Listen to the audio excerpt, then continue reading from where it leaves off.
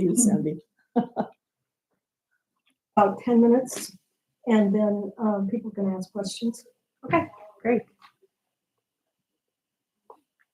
All right. Well, I'm going to come on to camera.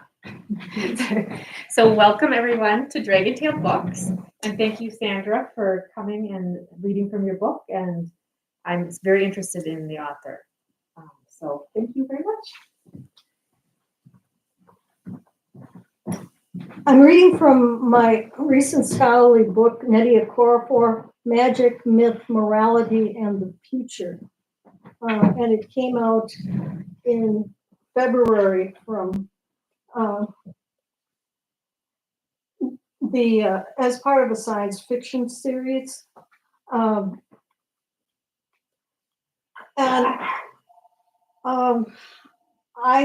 met Okorafor in the 90s when she was just becoming popular as a writer. And I found her very impressive. And then the next year, I found out that she had won an award for her book, Zara the Windseeker. And it wasn't, Zara the Windseeker is a book for 12-year-olds, but it won an award in Africa for the best book published in English in that year. And I thought, oh my, that's impressive. And I started reading her work, and I started wanting to write about how she was dealing with girls who had been abused and neglected and bullied, and how she was treating anger and working through the anger. And then I started finding out about her early influences and how she came to write and think the way she does. I'm going to start from reading from my introduction. I see the world as a magical place. Therefore, it was only natural that magic wafted from my fiction like smoke. It wasn't something I purposely did. I would try to write realistic fiction, and someone would fly, or there would be a black hole full of demons, or a girl who attracted frogs. Okorafor's fantastic fiction emerged out of early experiences in Africa, where she was profoundly affected by the flora, fauna, folklore, and culture. In her words, the place where I have experienced my life's greatest joys and greatest terrors. The joys were those of interspecies connection in a natural world, often incredible in its beauty. The terrors were of the known and the unknown, with stories often set in the liminal spaces between. Although she was born in 1974, 5 years after her parents immigrated to the United States, her family made frequent trips back to Ogu, her father's Igbo village. The trips themselves were surreal, cultural, entwining, multi-century experiences that required the accompaniment of armed guards because the roads were not safe. Organic Fantasy, and that's an essay that she published in a science fiction journal, describes driving through a Nigerian forest with her family. She reads The Talisman, 1984, by Stephen King and Peter Straub, while her uncle tells horrific, probably apocryphal tales about headhunters, and she listens to a new Guns N' Roses album to drown him out until singer Axl Rose uses the word niggers, and she stops listening in disgust. In grade school back in the United States, she has been called a nigger. The Talisman fascinated her because it describes a young boy's heroic quest between parallel worlds to find a magic crystal that can save his dying mother. Okorafor suggests that this definitive multicultural, multimedia reading experience sets the pattern for her writing. Later, African trips also involved the intersection of culture and gender. As a teenager, she was heckled by adult men for wearing baggy knee-length shorts in a marketplace in Muslim Abuja. Furthermore, in her father's home village, she and her sisters were harassed and whipped by men and boys disguised as masquerades, a secret society that believed they embodied and gained permission from deceased ancestors when they wore secretly created masquerade costumes. Her father, a cardiovascular surgeon, had been initiated into the village masquerade society as a young man and ostensibly allowed the harassment to occur. From an educated Western parenting point of view, this would be considered a serious betrayal of trust, which in turn could cause cognitive dissonance regarding the rights of women to make their own decisions. But Okorafor loved her father, respected his beliefs, and saw evading the masquerades as a kind of challenge, a way to engage in early warrior training.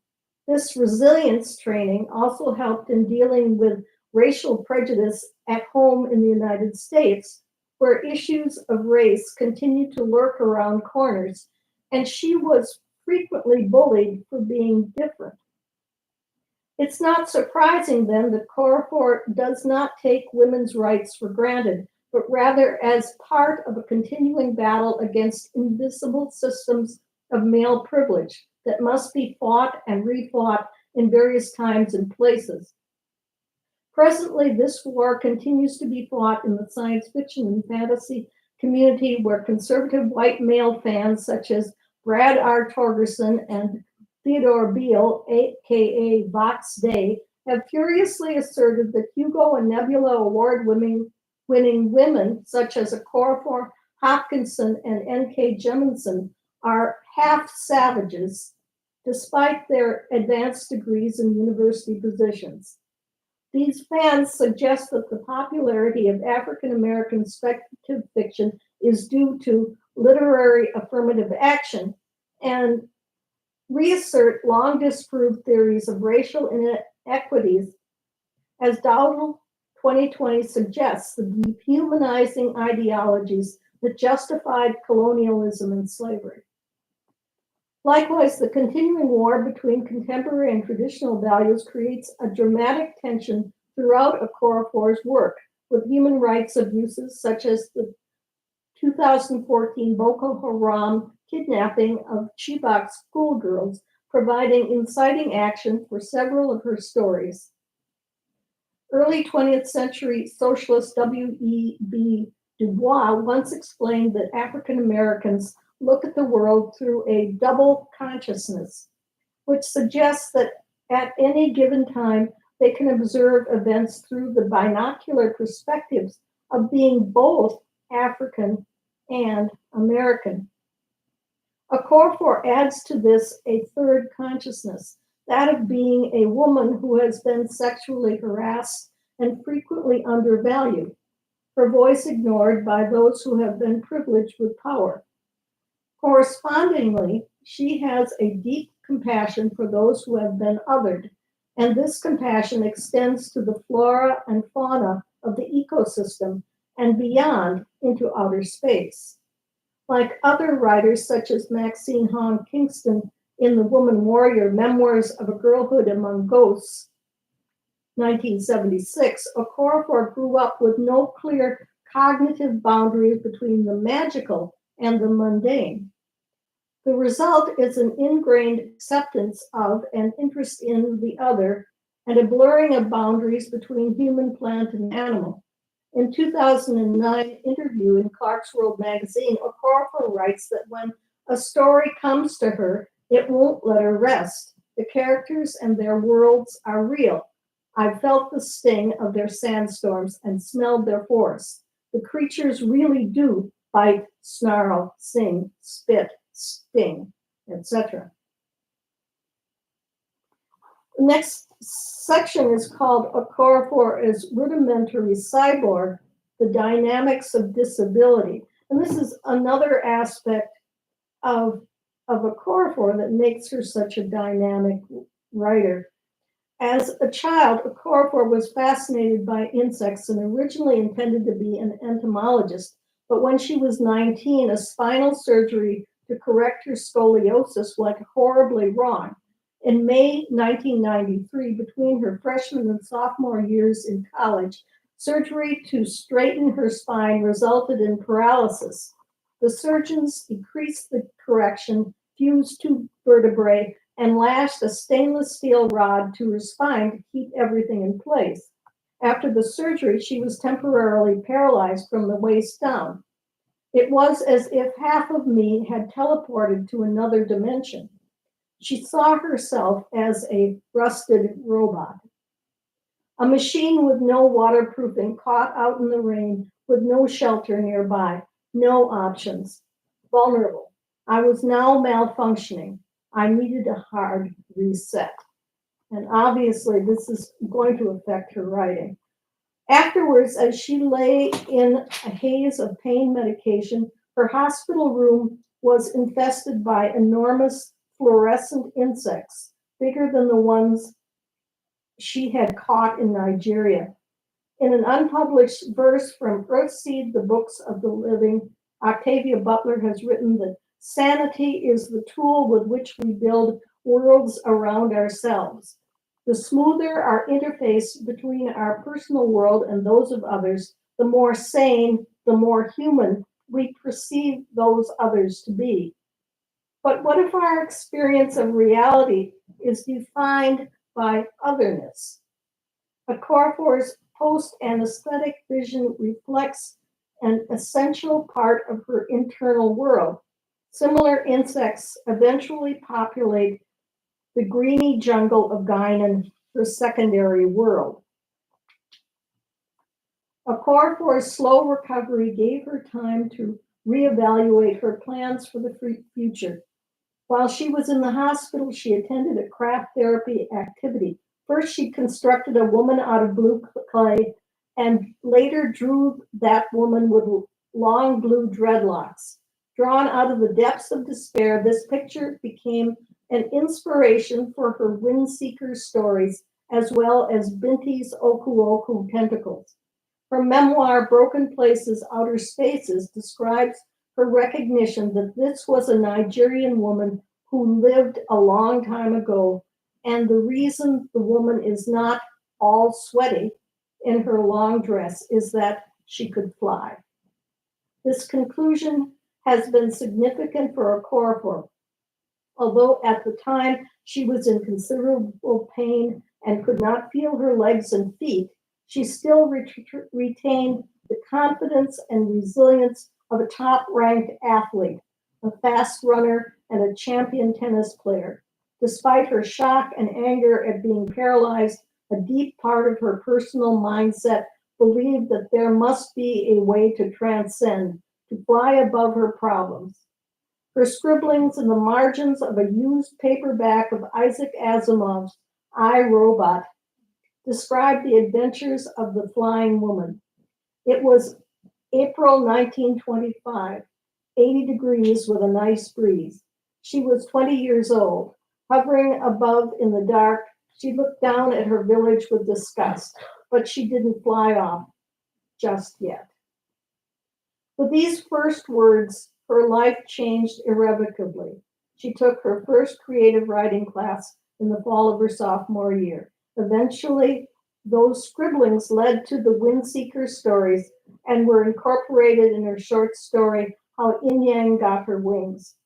In 2013, Introduction to the Story concludes with these lines. She shed no tears. Instead, she looked ahead to the east. The sun was rising. The rising sun symbolizes a chance for a better life, less controlled by societal values that keep women in their place. Like Octavia Butler before her, Okorafor is deeply interested in autonomy and agency. Also, like Butler, she sees autonomy, suffering, and freedom to be interconnected. It is not possible to earn one's freedom and get away unscathed. So that's apart from the introduction. Does anybody have any questions so far? Should I read a little more? Should I talk about books? I'll leave it up to you. So how long was she paralyzed? What? How long was she paralyzed? So this happened during the summer of her sophomore year, and she was in the hospital for like a couple of months, and then she went home to her parents' house because her father was a heart surgeon and her mother was a nurse, and they could take care of her. But she was really angry, and her Broken Places biography talks about screaming fits and things like that. And slowly she developed, she was in a wheelchair at first, and slowly she developed the ability to walk again with physical therapy. And she, but she still has problems with her, control her feet. So she's made so much money with her book, she could buy a Tesla. And so she has her own Tesla with,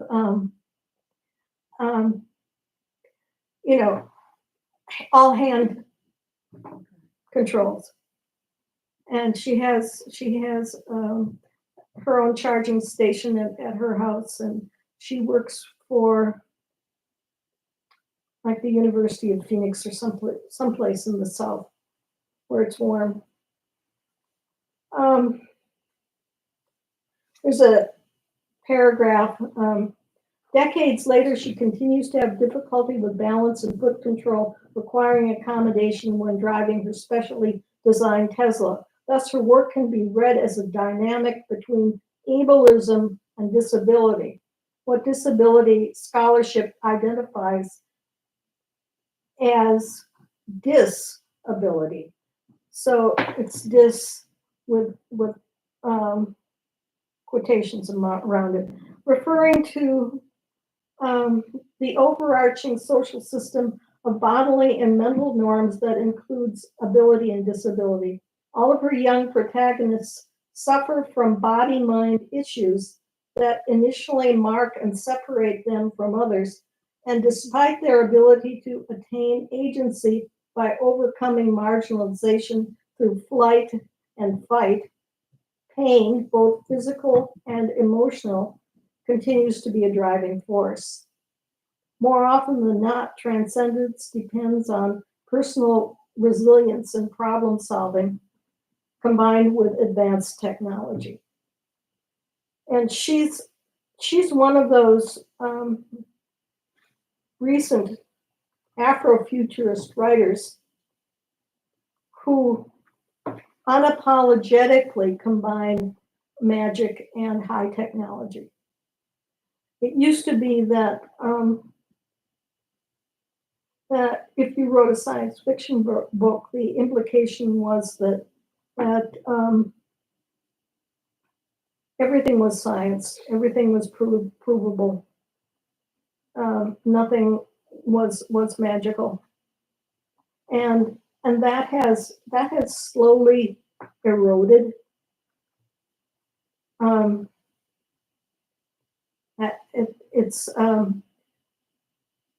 There are still hardliners in the science fiction community, mostly men, who think science fiction should only be about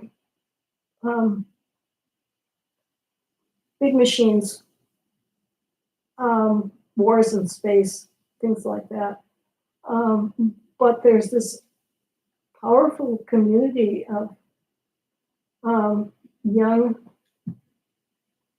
writers, many of them writers of color,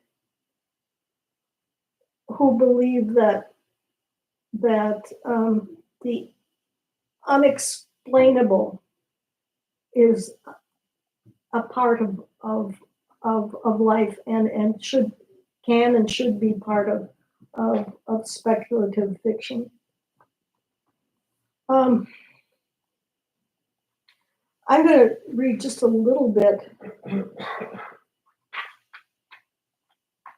from my conclusion. And I wrote the conclusion to this book during COVID.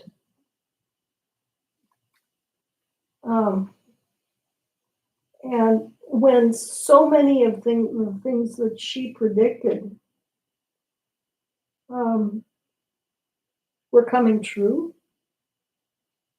all of the things that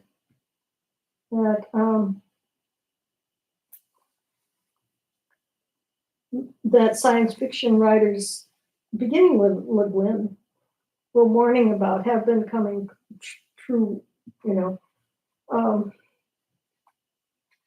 recently. And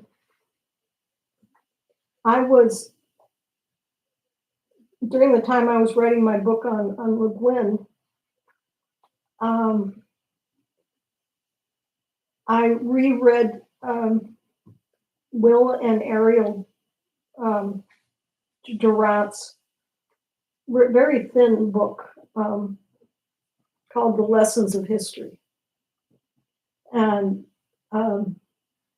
clearly they had predicted these kinds of things too.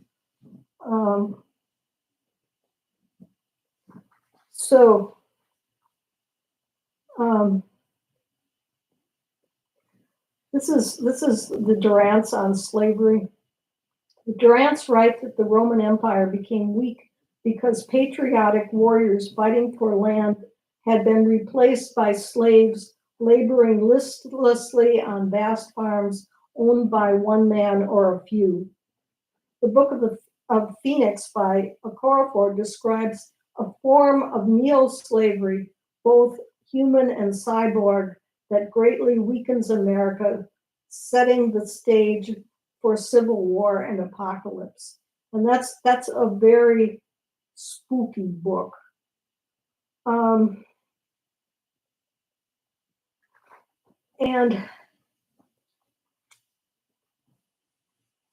Okorafor writes about that in a story called Tumaki, which is in the Kabu Kabu book, where she talks about how racial genocide happens. And she lists the stages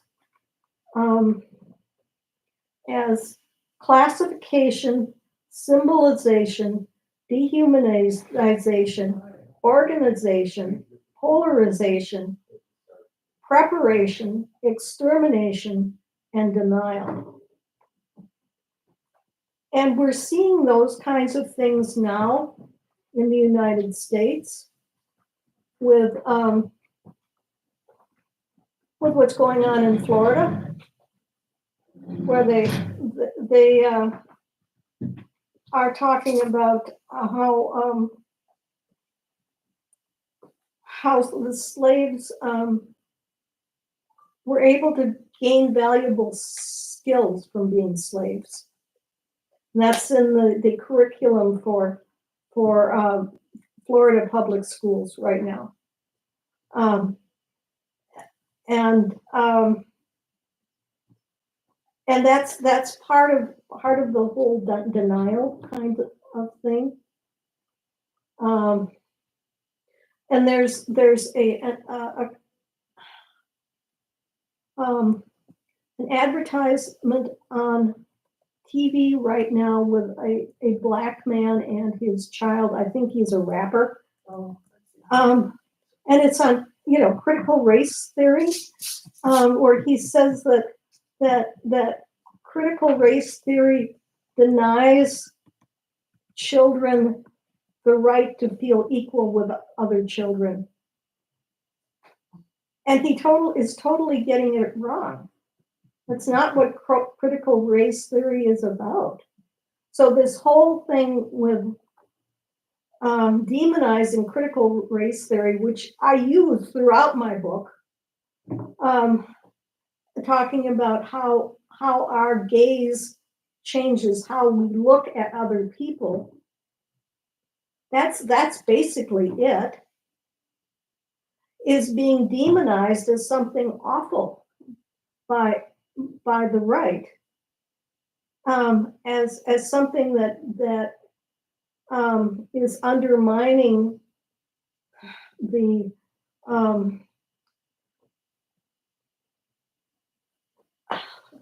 freedom of this country. So anyway, that's something that Okorafor deals with throughout her work.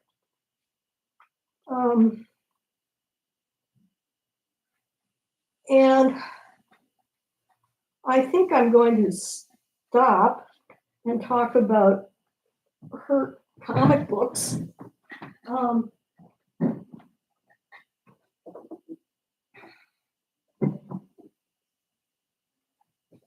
So she's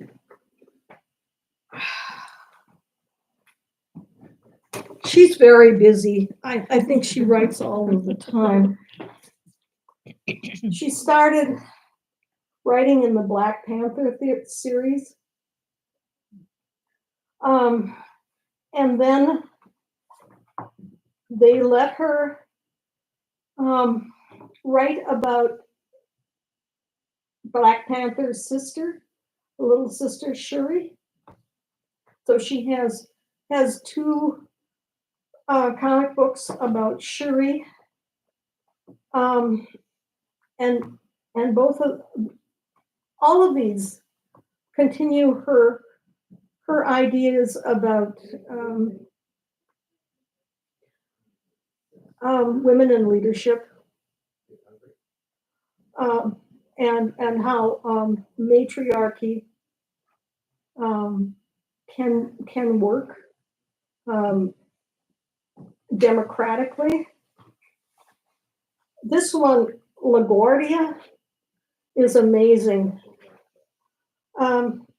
It's about a pregnant physician who sneaks a secret plant into the United States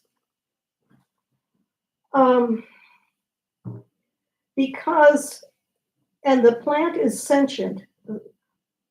The plant is able to communicate with her. And she sneaks it in through the airport because in Nigeria, where this alien plant is, it's being mistreated by other alien plants, and she wants to save it. And the comic book is about what happens because she brings this plant secretly into the United States. And I'm not going to reveal what it is, but it sets up some of the things that happen in all of her other books. So she's got a world that is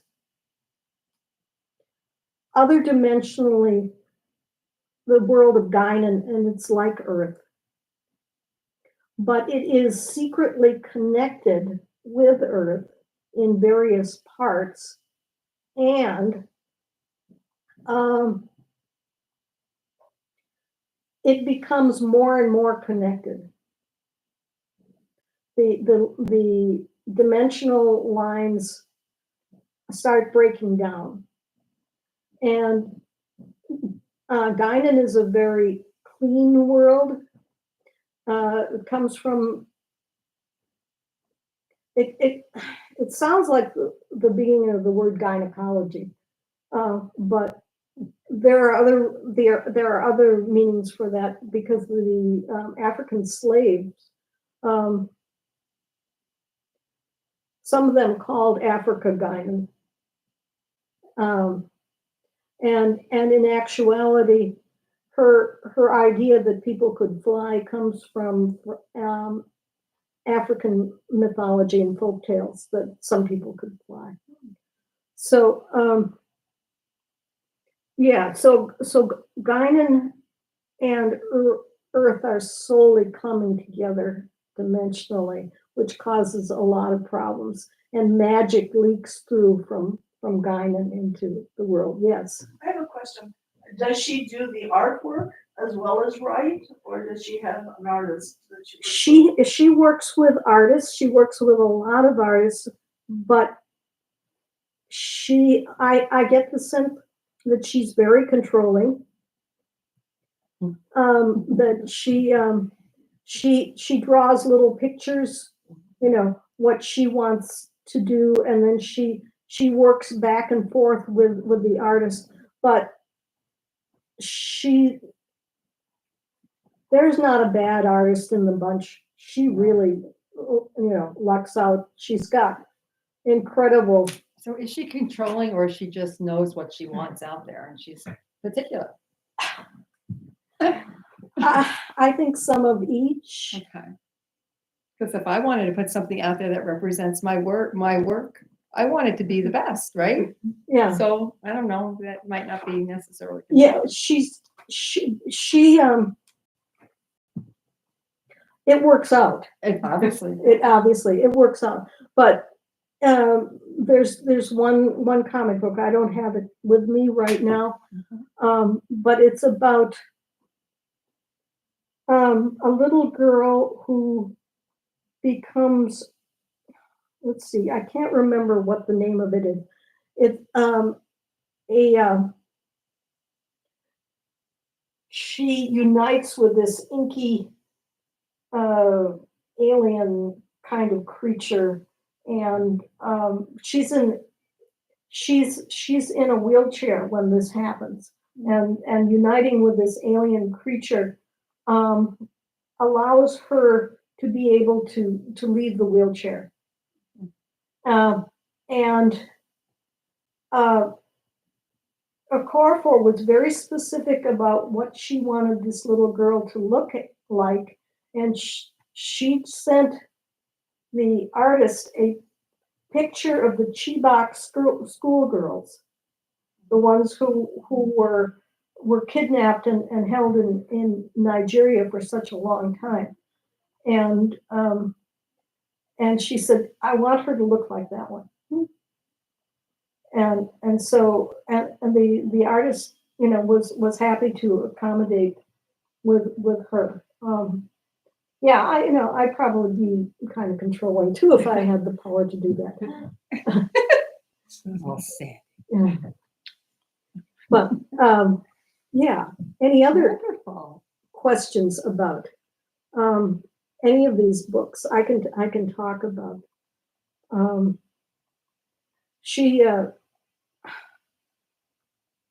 I think some of her work is a little hard to take.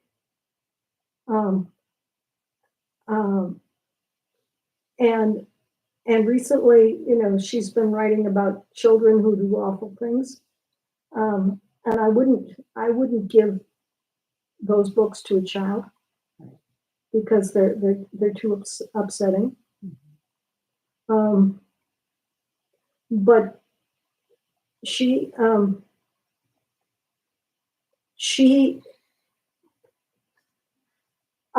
when her daughter was growing up, many of her books were inspired by her relationship with her daughter. So Zara the Windseeker is obviously, a book that she wrote to give her daughter belief in the ability to transcend. And and more recently, she has been collaborating with her daughter, who's like a college student now. And evidently, Noor, which is that book there, was written in collaboration partly with her daughter because they went to a place in northern Africa where they could it was a solar facility where the area's electricity was generated by this very clean solar plant.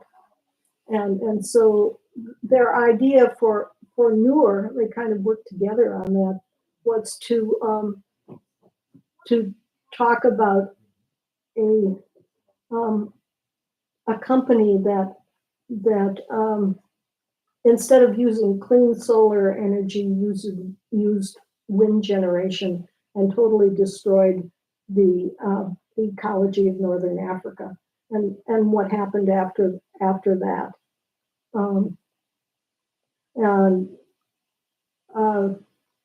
Yeah, so she's had this source of of inspiration, of having a child growing up in her house that she uses. The chicken in the kitchen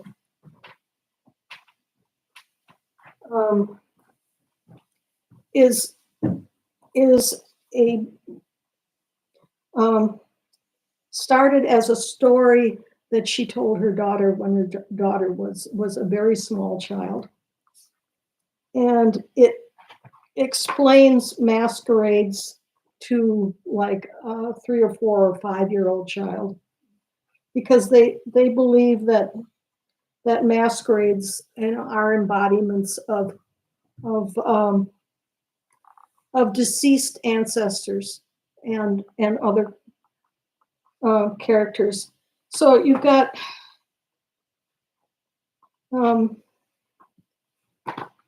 so here's the chicken that looks like a real chicken, but at the end of the book,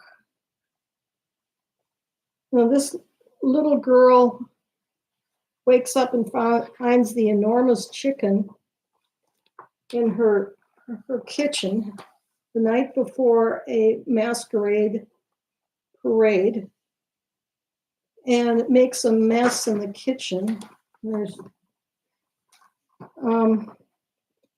But at the end of the book, so here the chicken looks like it's wearing glasses. At the end of the book, the chicken is a masquerade in the parade. And I knew nothing about Nigerian masquerades when I started writing about Okorafor, and I spent a lot of time reading about it. So she's doing kids books that are appropriate for small children. She's not trying to market her adult books to kids. Remote Control is a very upsetting book. And I'm a little uncomfortable with the fact that they, even though it's being marketed as an adult book, but they have a child on that. And the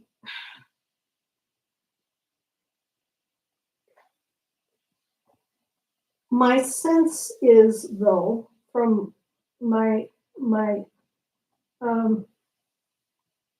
experience as a reading specialist, is that kids will only take what they can out of what they're ready to take from a book. And so it's probably just because the book upset me a lot, doesn't necessarily mean that it's going to upset an 11-year-old who reads it. And it's possible that 11-year-olds are tougher than I am. But I'm bothered by that they have a very young protagonist on the cover, because it is such a violent book. Yeah. So, any other How we sell questions? things. What? It's how we sell things. Yeah, it We is do how it we all sell over things. the place. And she gets beautiful covers. They're stunning. Her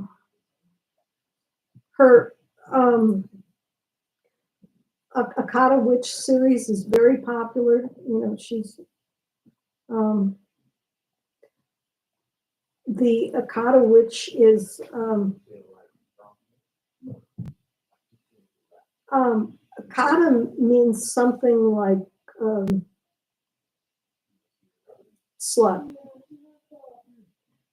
It's African insult, and I think that she was probably called an Akata when she was in Africa. And what she did was she takes that word and makes it a really positive thing. Except that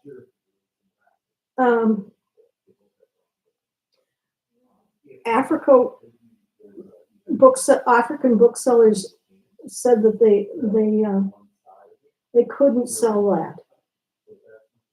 And so the Akata Witch series, it has other titles in Africa, an entirely, different set of titles. And I found that out early on when I said, "Oh, Okorafor has a new book out."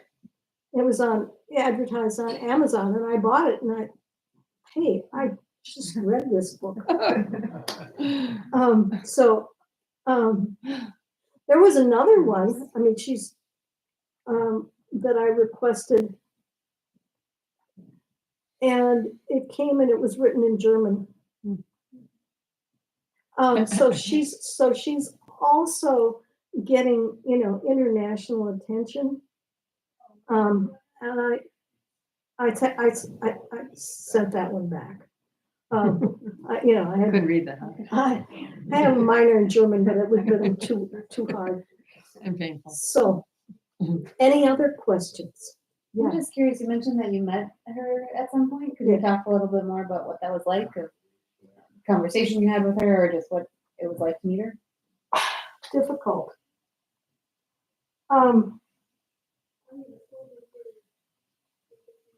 She was, when I met her, she was polite.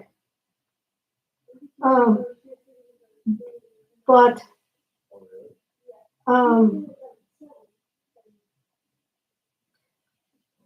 when I tried to develop a closer relationship with her via email, I wasn't able to do that.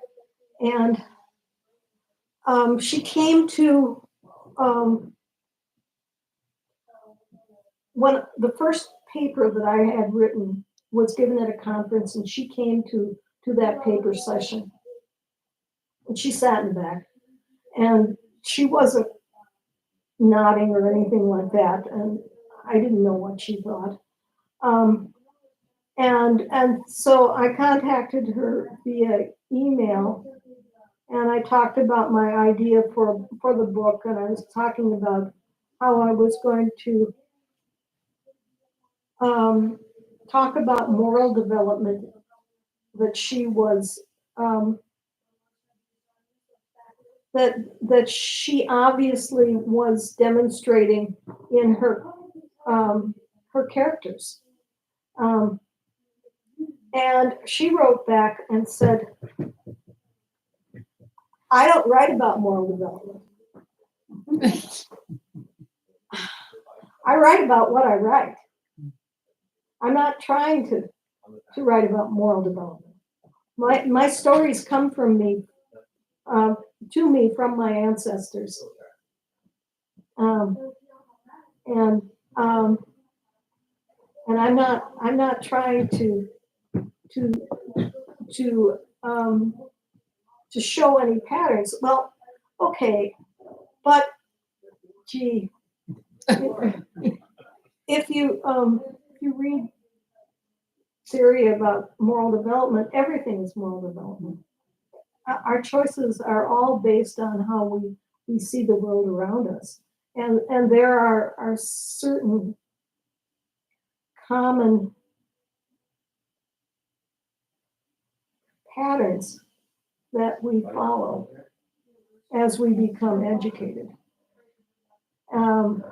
As we learn to recognize our internal selves, as we develop an internal voice, as we have an education, and then we recognize the difference between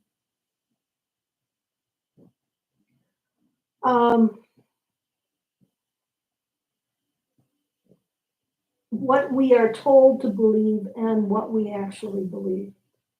So we start weighing whether this is true or not. And that's I talk in my book about that, how her characters are at a point in their life where they're beginning to be skeptical about what they have been told their whole lives. And they start changing their minds about that. And that's a moral issue. And I wasn't going to have a fight with her about it. But Weren't you just stating what you do? Were you questioning her about why she does or doesn't write about it? Or you're just, okay, well, there you go. yeah, I mean, I think writers don't always know what they're doing. I mean, I've written poems, and I think that they're about one thing, and then, 10 years later, I look back at the poem and I say, oh, that's about something else That unconscious mind. that I didn't know about. And so I don't think she's brilliant, but I don't think she was entirely in touch with what she was doing and how she was doing it. And I have no idea how she's going to take, this book. I think she thinks that I'm, a meddling old white lady. Say annoying, annoying. A little annoying, maybe. Who would write her emails and ask her questions that she didn't want to talk about. Sandy would. What? Sandy would. Yeah. Because you can. Yeah. So anyway, I mean, I did not Interesting. expect her to not like me, but that's the way it came out. But I don't think that the book is going to hurt her. I think it's going to help her. So, Interesting. so it's 6:50, and yeah. Which one do you find like the most enjoyable? Which one would you suggest to people? Like, if you're going to read anyone, read this one. Oh. Well, I usually tell people to read Zara the Windseeker because I like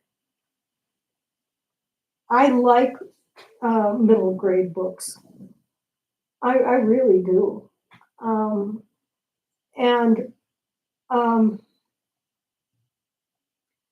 I really like LaGuardia, even though I have problems with it. I argued with her throughout the book. But I really like the way it's structured and the beauty of it. Yeah. I have a question.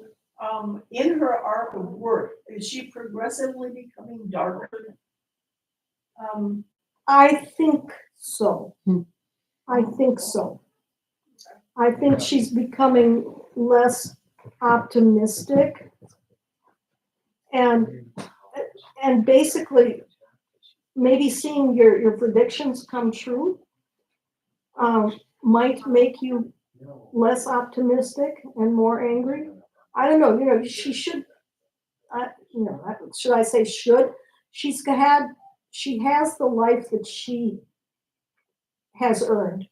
Mhm. She, is being paid by a university to basically write and teach a graduate class once in a while.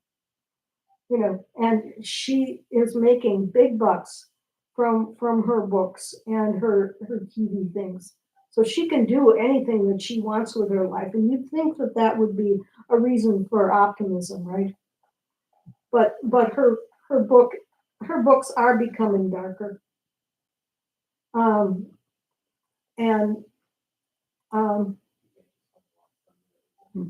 and so I don't know what to say, but she's got the audience, and they will read her even though it's dark, because her world is so complex, so well developed. I didn't talk about her use of technology. In her world, light bulbs can be grown from seeds. So can computers. When you're a child, you get your own computers, plant, and it grows with you. It develops with you. Do you program it? And and there's an interconnection there. It becomes more sophisticated as you become more sophisticated. So are you saying that her various books all refer to that world? Yeah, the same universe. Everything that she writes is in the same universe. With the exception maybe of the Shuri comic books, because they're in the Black Panther world. But yeah. Okay. Interesting. I think of the later books, Binti series is wonderful. And but that starts out really dark, and because Binti is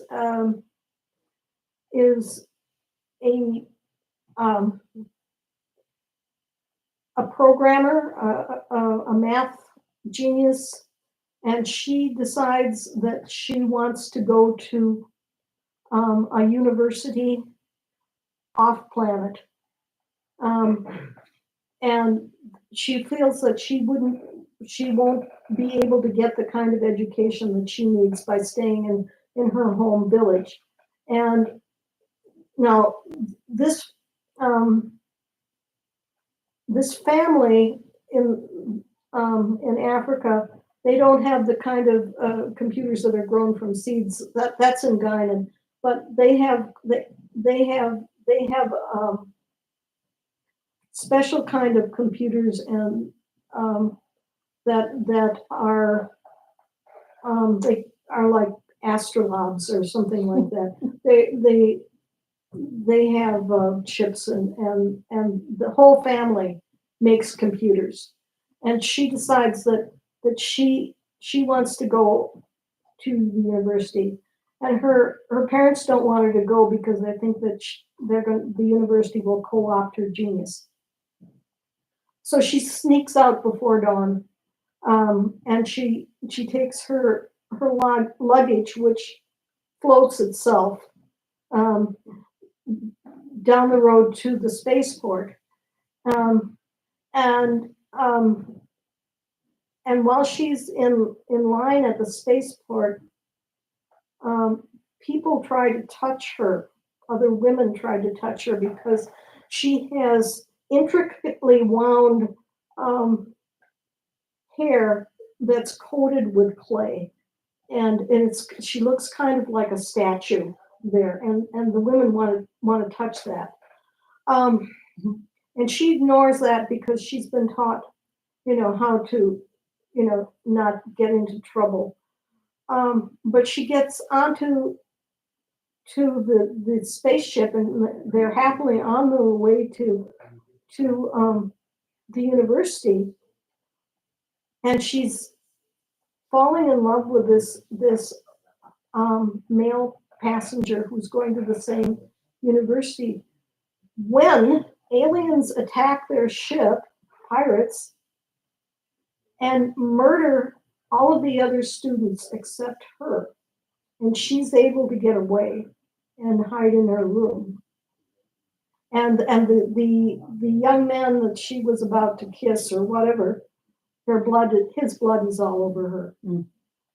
So it starts out with this initial trauma, and she, but then she uses her skills with translation to communicate with the aliens and set up a truce.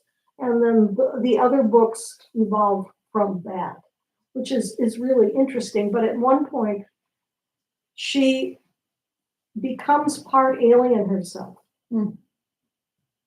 Because in order to communicate with the aliens, so she gets tentacles instead of this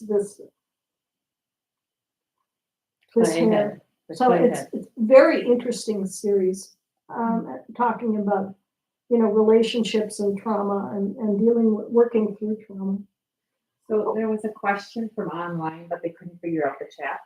Oh, So she was wondering how the research and writing the book changed you, or if it did. gee.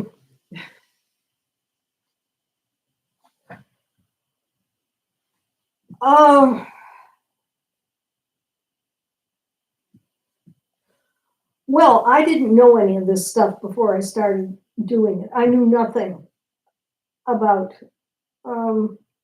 African culture. And really, and so I think I've become much more knowledgeable about the problems in Africa, especially the problems for women. The whole Chibok schoolgirl thing is infuriating. The fact that these were 16 to 18-year-old young girls who were kidnapped from their school on the day that they were going to take their finals, by militia, and they were held in a place in the jungle, and satellites knew where they were, but the Nigerian government wouldn't rescue them because they were just girls.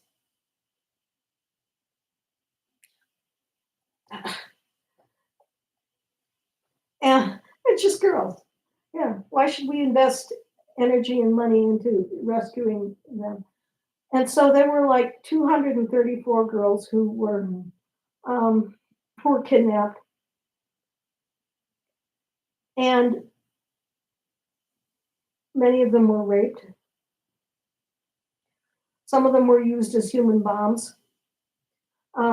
Some of them were sent back to their own villages, supposedly to kill their relatives.